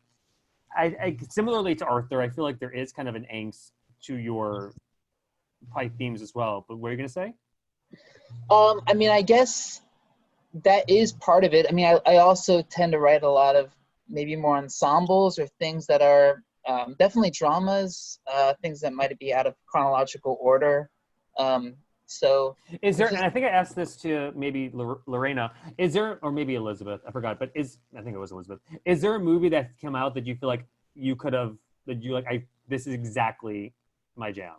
That's the like problem. Lady I Bird? think that I tend, when I write, I tend to follow the stories that really interest me. So like, I can't point to a movie that kind of thematically summarizes what I give as what I'm interested in writing.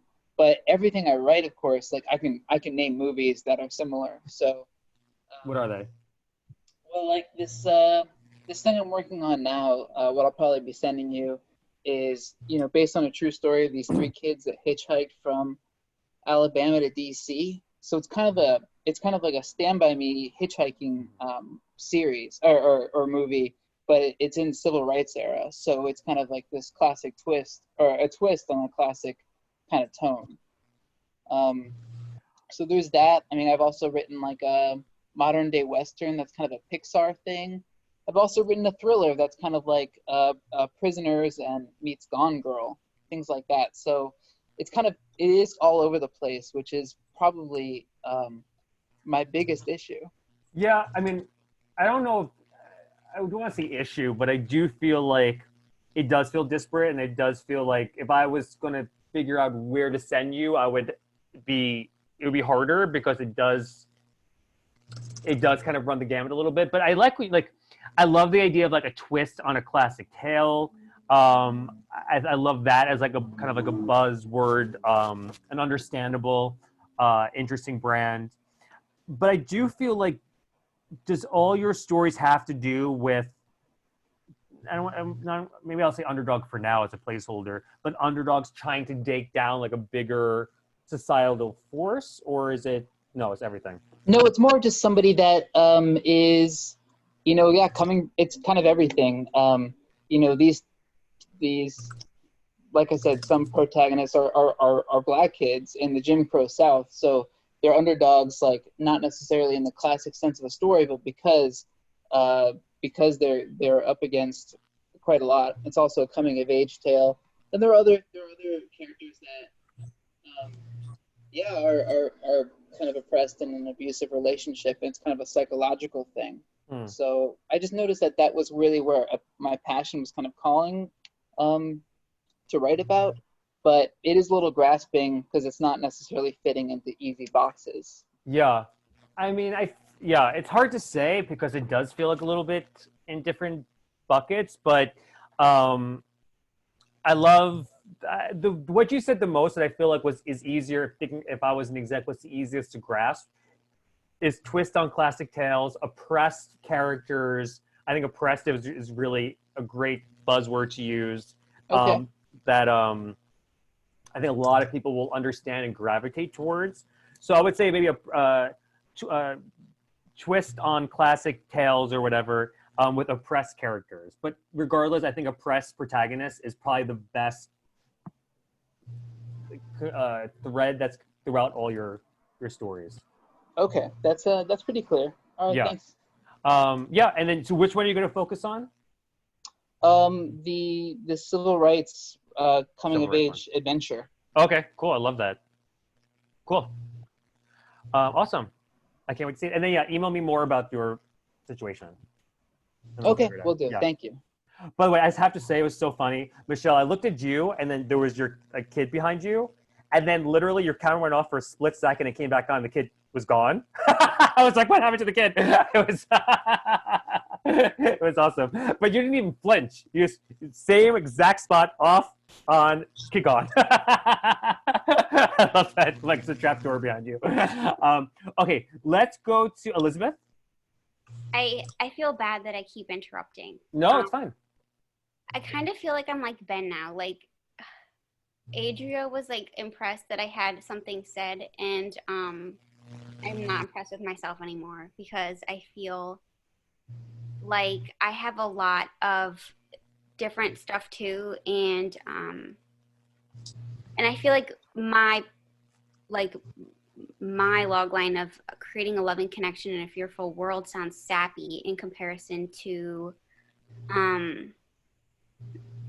the stories that I actually make. And I thought of comps for that, but it, like in hearing everybody talking about their stories that they write, in a way I'm finding that you're finding a through line for them, but like for me, I'm listening, I'm like, wow, they have this and this and this and this and this. So I don't know if my mind is turning just to scrambled eggs instead. I don't know. So wait, what are you saying now? What am I saying? Yeah, like what's your question? I don't know. I think in throughout this process and hearing what other people have had to say about what they write about, I think you're great at pinpointing it, but I think I might be focusing on, like, especially with Ben, all the other things that he's writing. And I don't know how you're being like, yes, it's this social commentary that's a horror, blah, blah. Like, you're good at doing that. But for me, realizing what I said, it kind of just seems like a weird slap on sticker. It's Well, let's put it this way. I see what you're saying. I see what you're saying. Well, first of all, I've been doing this for a long time. I may look 22, but I've been doing this for a long. Fred, shut up. But I would say I'm not 22. Obviously, I don't even know why. Whatever. But okay, so now that you actually, Elizabeth, hold that thought. Hold that thought only because I want to go through the other two, and then I want to get back to you. And I think maybe when you hear other people, and this is why I love doing things in a roundtable setting, because I think a lot of times writers don't hear and see what other people are doing, and then they can't kind of see what works or kind of gain inspiration or see, kind of learn from other people. So I think by doing this, it's helpful to see what other people are doing, and then we could go back, especially the people who started. I think maybe Adria was the first person, Elizabeth was the second person, I forgot. But go back and be like, maybe we could refine it. And by the way, maybe we don't come to an answer in 2 hours, summing up your whole life into one sentence in 2 hours. Maybe that's not attainable in 2 hours. Maybe we need more back and forth. Maybe I need to see more of your stuff or read more of your stuff. That's what a manager should do, is when you get to a manager, kind of figure out where you fit. And that's why I feel like if you're with the manager that kind of does everything, you might not get as many general meetings because it's going to be harder to pitch you. So I think for you, Elizabeth, maybe it's just more back and forth between me and you. But let's see what the other two people say, if they're still awake. Yay, one's awake. Hey. Hi. Oh my God, if it was 2:30 in the morning, I would be cranky. I would be like, no. So it's great that you're smiling. It's 3:40 a.m. here, actually. That's insane. Okay, Yeah, but Joey, it's time Ramadan, has so no meaning anymore. time has no meaning. I honestly forgot about this until my assistant told me. I'm like, oh, say Monday. So yeah, but okay, Firas, am I saying your name right, Firas? Yeah, Firas. Firas, sorry, Firas. Tell me. So yeah, I think it's hard for me right now to brand myself at such an early point in my career. Yeah, I still find it hard, but like from the few things that I've written so far, I know that I like social satires, and my works have hints of dark comedy in a social context. I like to deal with marginalized characters and try to find agency and strength in those characters within their confinement and like within their ongoing social circumstance. Wait, hold on. Don't say another word. I mean, first off, you started by saying you don't know what your brand is, and then you're like, here's my brand, clearly. So I feel like I'm confused. Because I haven't produced enough works to know if I'm going to sustain that across my future works. Okay, pause. Elizabeth, everybody listen. Is Fred put down that mug immediately? Just kidding. I'm so glad you said that. What we maybe figure out or whatever you figure out later, what your brand is, doesn't mean this is your brand for the rest of your life. Does not mean that at all. It means that for now, this is what you write, and it's underneath a bucket that could be succinctly said in 5 or 6 words. And then this like, and if you leave this, you're like, I don't want a brand. It's not for me. Fine. It's not mandatory, but it is something that I hear this all the time. It's like, you want to stay in your lane when you start. You want to stay in your lane and write in one or a couple of spots. And then when you start becoming more established, then you could branch. I mean, look at Todd Phillips, who just did Joker. Right. Hangover to Joker. I mean, it does run the gamut, but you do need to play the game at the beginning. I mean, Damien Giselle wanted to do Whiplash, wanted to do La La Land first, and everybody said that'll never get made. You were not proven. So he did Whiplash first, and then everybody's like, oh, La La Land's the best idea ever. Because he had to prove himself first. So it's just about playing the game at first, getting in, and then flipping it on his head. But sorry, Faris, keep going. For us, sorry. So yeah, that's what I can think of right now. I also like to have the film unfold in real time. I like that, and I like limited locations. I don't like moving around a lot, and yeah, these are a few things. Same. I like. I never want to leave my house. So same. Okay, so for you, I would say I love the marginalized characters. I love dark comedy. Social satire is just great. You said something after marginalized characters about them kind of facing obstacles or whatever. I felt like that was too, I didn't really connect with that as much. I felt a little too generalized at that point. But I love dark comedy, social satires, marginalized characters. Is there a filmmaker or is there a story that's been out that you feel like kind of encapsulates who you are? Is it like Armando and Iannucci, or is it like a film? Yeah, film. Like I really like this film. It's a compilation of different short films. It's called Wild Tales. I don't know if you've seen it. No. Is there a feature film? Do you write features? I mean, like one of the most recent ones I can think of is I really like Parasite, but I don't know how much of a dark. Yeah, it does have dark comedy actually. Yeah, I really enjoyed Parasite. I laughed out loud a few times, and I'm like, should I be laughing? This is horrible. It's like this combination between like you're feeling anxious and you're laughing. Like you don't know if you wanna I don't know, laugh or cry almost. Also same. Yeah, I love that. I love that too. I feel like,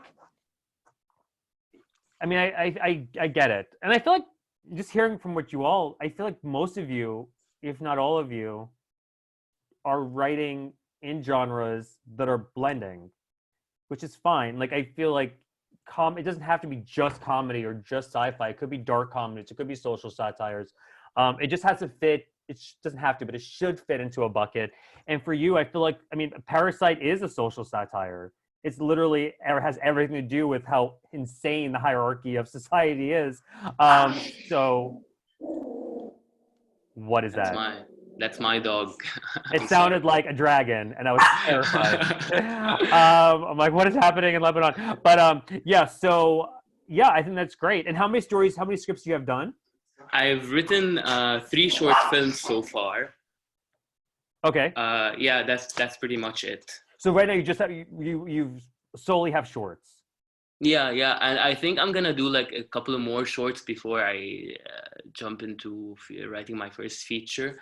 So I wanted to ask you actually, like, is there a market for short films, and can I brand myself as a short film writer? Well, I feel like for example, Ryan Cunningham, who we just had, he signed the writers of A Quiet Place off a short film. Everybody get your dogs. Get your dogs. Show your dogs. That is a cute dog. She's adorable. By the way, I think I win. Just side note. This dog is alive. I'm just telling you. But chilling. That's her. I want to go for a W soon. I can't say the word because she'll notice. But I feel like, yes, I feel like you could get signed. I feel like you could get signed off a short, and they could help kind of get your stuff out there. I don't know any production companies that are looking for short films to produce, but I do think, yes, you could get signed off a short, for sure. Okay, cool.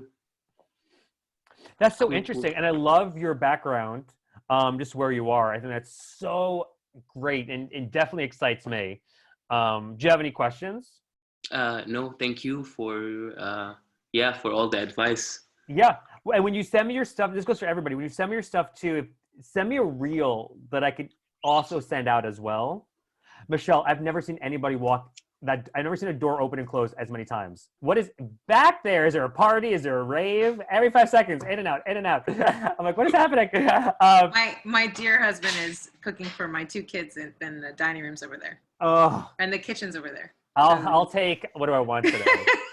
No pizza. I've had too much pizza. But yeah, send me a short too that I can send. Make sure if it's a password. Make sure that I know that you tell me what the password is. Yeah. Okay, great. Thank you. Yeah. Do you think Maha's still awake? What do you think? Yeah, I think she should be. Her camera hasn't been on for a while. We can Maha, try you there? calling her. You have her phone number? No, I mean here, over here. Oh. Maha, let's all start. Maha. Maha. She's asleep. She couldn't take it anymore. I think she might be asleep. Let's see if I can touch. Hey guys, yeah, I was asleep. I'm sorry, I couldn't stay up. That's fine. That's fine. How did you even hear? Did you just hear me calling your name in your dreams? Oh, You're maybe. like, what? I don't know. Okay, tell me about you. Did you hear anything that just happened? So maybe after you probably missed everything that's happened so far. I kind of, yeah. I'm so sorry. I was like, what? No, it's fine. It's fine. Okay, hold on. So tell me, so we're talking about brands right now, and I guess also me to like get to know you a little bit more as well. What do you feel your brand is? And it could be like, it could be like you write in a certain genre. It seems like a lot of people here write in different blended genres, maybe social commentary, marginalized characters. You know, when you were talking about like, you know, focusing and focusing on one so that you're known as this one thing, I think I'm still at the stage where I'm still exploring my my voice. Yeah. But I think I would definitely be like a genre filmmaker, and I'm trying to. I mean, I don't want to label myself as a comedy writer because I've only done like one film that has some elements of comedy, but I do lean towards that. I want my films to be a little lighter.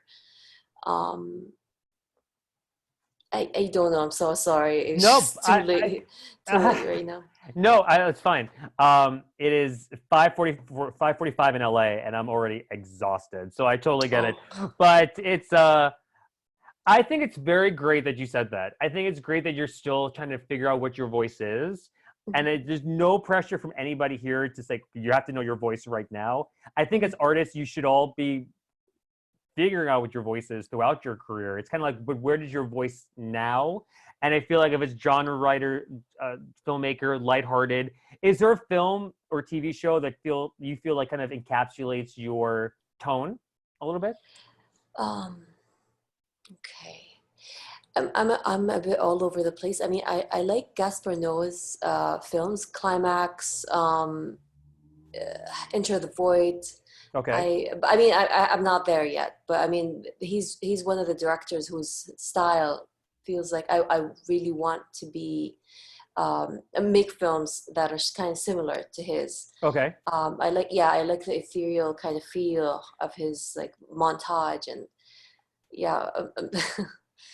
I totally get it. I love those kind of stories.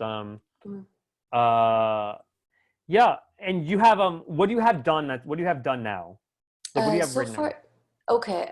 So far I'm working on a feature right now, a feature script that's being developed with the Torino Film Lab, and it's my first feature script. But before that, I've done like a few short films.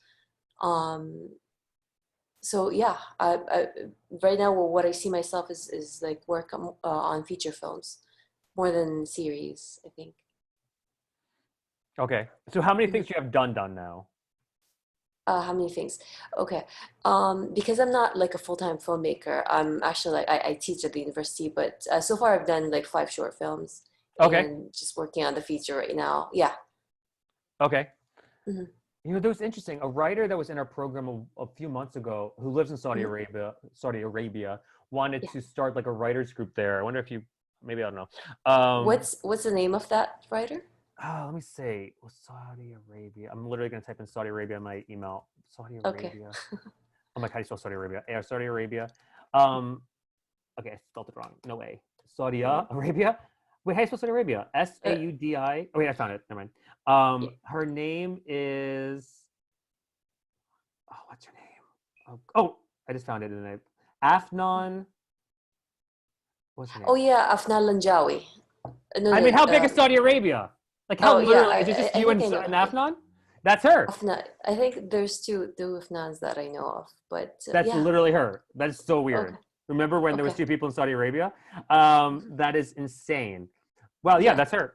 Okay, yeah, she was in our program for a little bit, so that's weird.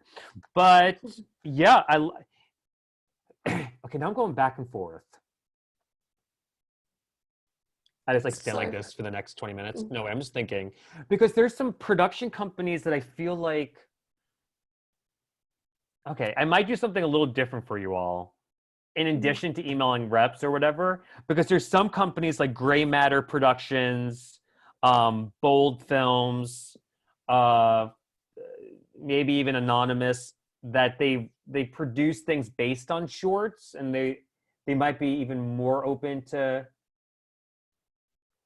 Okay, I might do something special for you all, but for now, we'll just kind of keep it like this. I'll surprise you when I get all your emails. I might do something a little different and send the shorts to production companies that have made films based off shorts before. So, oh my God, I thought there was somebody standing behind me. I freaked the fuck out. I need a trap door like Michelle. But do you have any other? Oh, I was gonna ask you something.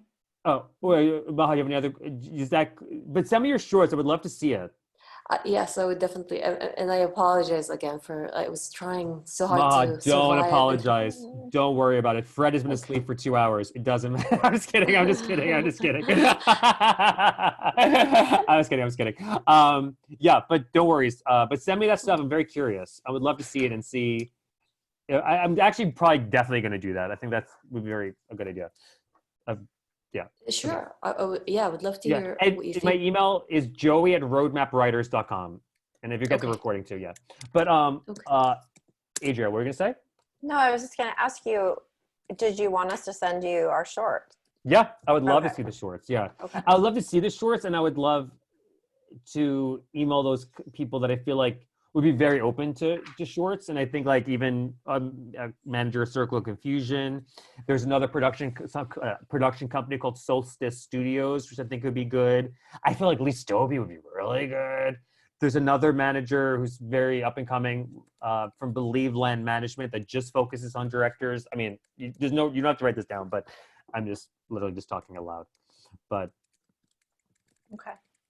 I'm so excited to see these shorts. They better not be too sad. I can only deal with so much sadness in my life. I need at least. Mine is funny. Yours is okay. Good, awesome. Yeah. I'm a little bit of sad is fine, but Okay. I think I'll do Arthur's first with the brutality, and then go to Maha's for the comedy, and then go back and forth, back and forth. But yeah. Mine's a restaurant comedy. You'll see. Oh, good. Okay, I love that. Yeah, I know. Okay, so no brutality in that one. Good. No brutality. Okay, good.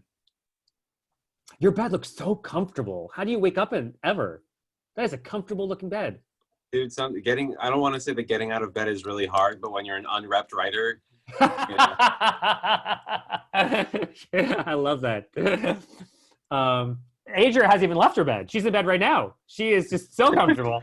It's only because I feel really insecure and embarrassed with that. It's just that the plug that's near none of the chairs. I'm living in a temporary situation, and don't worry about it. There's no plug near any of the chairs. Yeah, There's no plug near the bed. So it looks I love it. It's very comfy. Out of juice. Yeah, it's all good.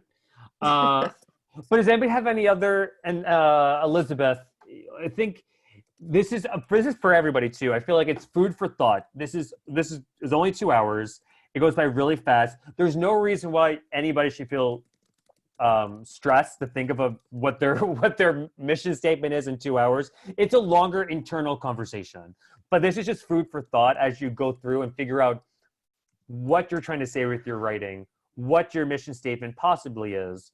Are you going to go into meetings and everybody's going to ask what's your mission statement? No, definitely not. But when you are getting to reps, that does become more and more important. And especially when you get to the Ryan Cunninghams and you get to the Kaylee Marshes, that does become more and more important, because those are the managers that know the mandates from the studio so well that they're going to be able to, okay, Elizabeth, where does she fit into this? Oh, this is what she wants. This is what she says with her writing. I could maybe focus, or maybe this place could be good for her. The Asia Squire, she is so specific about being LGBT and what that means to her and being queer and being African American and all that. And now that she's writing for Disney and Don Cheadle and Universal and writing stories based on that, I promise you she will be winning an Oscar in 3 years. I promise you, mark my words. She is that gifted in knowing what her brand is so succinctly that and it shows with all the studio deals that she's getting. So yeah.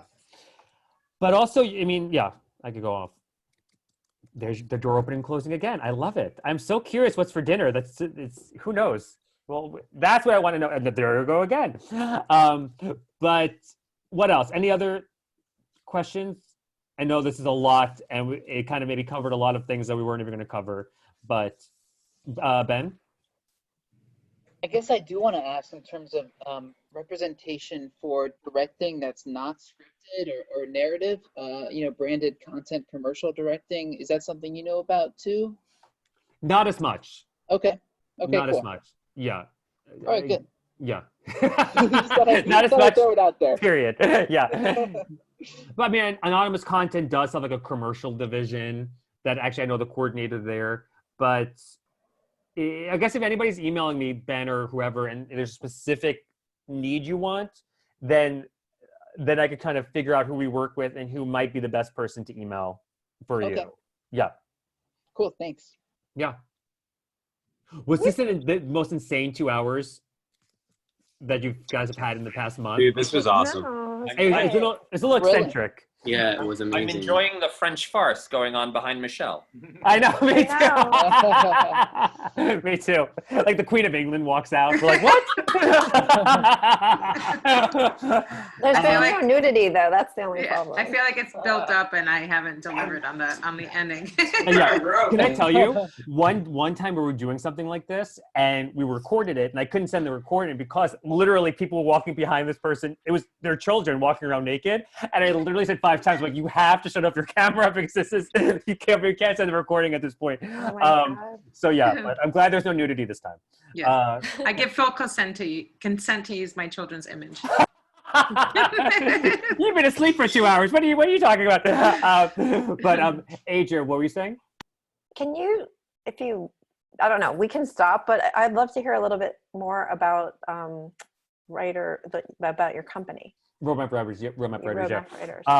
Yeah, I mean, we're basically, we're an online consulting company for writers. We have a bunch of different programs, and the backbone of our company is called the Career Writer Program, where we try to help writers like navigate. Like I worked at different companies before, and a lot of it didn't make sense. A lot of times where writers were signing up for things or doing things that were just not right for them, and it didn't feel like it was very guided. We don't want to be like the Blacklist, even though I do generally like the Blacklist, where it's just, you don't know the writers, you kind of just put the scripts or whatever. Like for us, it's so much more about the human than the writer.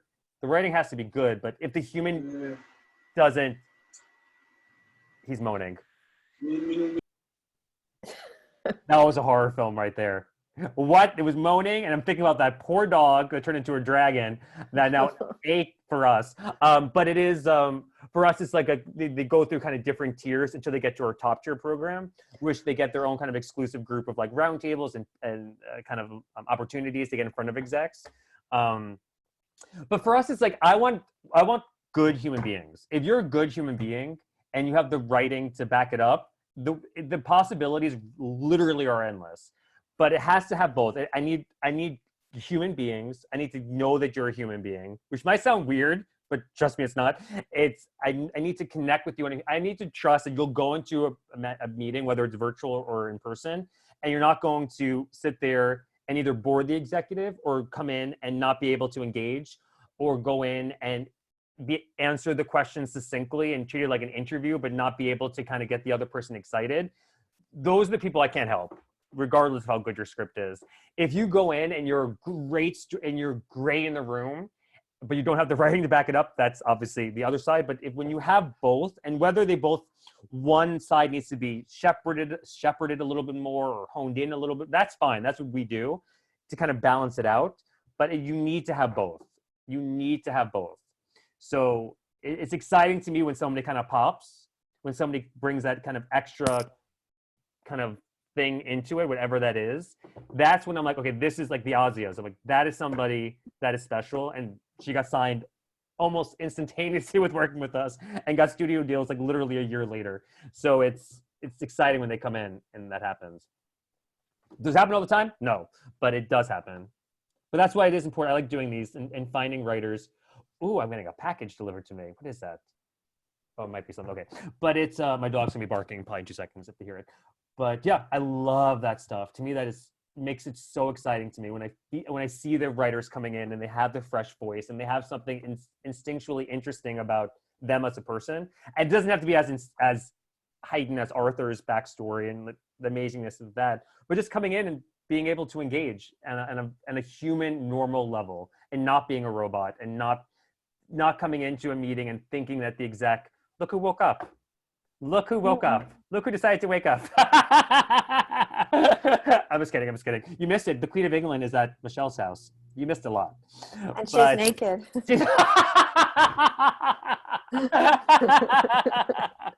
That was funny. I like that. That was funny. So yeah, probably didn't answer a question that well, but you go to, if you have any specific questions about roadmap, let me know. But yeah. Thank you. This is so really much. exciting. This is a really good group from all over the world. I love this. This is great. Thank you. Does anybody have any other questions? I do have a 6 o'clock that started 3 minutes ago, but whatever. I had no idea what we got signed up for, so I'm pretty happy about this. Actually. Oh, good. Awesome. Well, Did tell anybody Larry. else know? Did anybody know what we were doing here? Probably because I was very unclear with the instructions to Larry. No, I just mean for roadmap writers, like Taylor Garcia just contacted me and they were like, hey, you want to do this thing? And I was like, yeah. And I had no clue. Just thank you so much, dude. This is friggin' awesome. Oh, I'm so glad. Yeah. I mean, yeah. We got the email from new filmmakers and with the descriptions of what each one was, and they sounded great. And you know, what else is there to do, right? Yeah, right. That's a new tagline for Roadmap. What else is there to do? What else is there to do? No, but all 3 sessions. I mean, a lot of times you do online workshops or whatever, and you go, Yeah. It was interesting, but not. But all 3 have been amazing. Like, was I the most handsome out of all 3, though? Probably. Absolutely. Probably, right? I'm just kidding. By far the best. No, I'm just kidding. But yeah, I'm glad. I mean, Janet, for example, Ben's yawning. Ben, you're not in Saudi Arabia. There's no excuse. Janet has been literally one of the biggest champions of Roadmap. She has met she's probably so thankful for coronavirus because literally before this happened, every other day I'm like, can you meet this person? Can you meet this person? Can you meet this person? She's never said no. And they go to Lawrence's house, and it's a beautiful house in Beverly Hills with priceless paintings.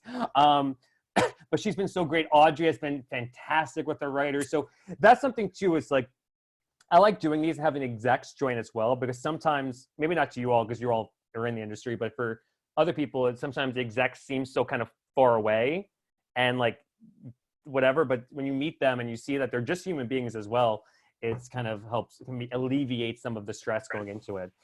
No, we've learned a lot, and Brad has pages of notes. I have so many notes. Yay! Oh, that's so great. The Roadmap notebook. I love it.